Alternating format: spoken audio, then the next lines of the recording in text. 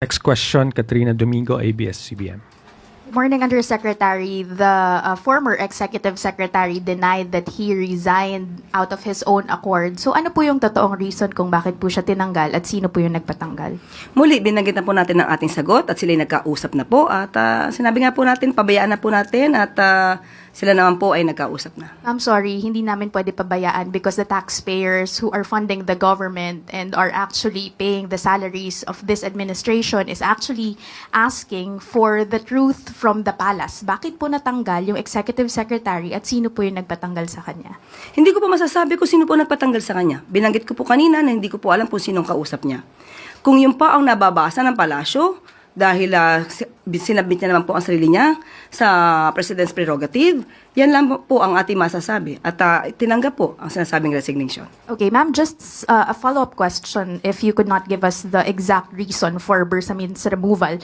The former executive secretary was not the first official who actually experienced this kind of treatment na parang they were caught by surprise with their removal. We saw the removal of Baguio City Mayor Benjamin Magalong from the ICI, also the removal of former DPWH Secretary Bonoan from his post.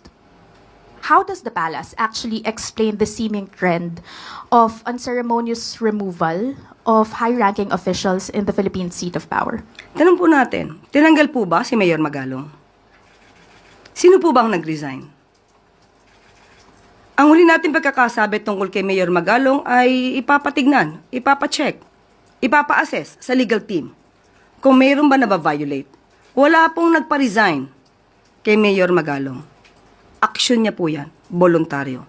Kaya hindi po pwedeng isama o sabihin na may unceremoniously call for his resignation. Yung nire-raise po nitong mga opisyal na to is that nauuna lagi daw po yung yung announcement before they were actually called on or discussed yung issue with themselves.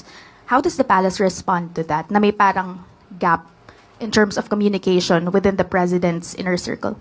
Tandaan po natin, lahat naman po kami ay ang aming service ay upon the pleasure of the president. Sabi nga nila, pagpasok mo dito, hindi mo alam kung ito naman yung huling araw mo. So lahat po kami dapat ay handa doon.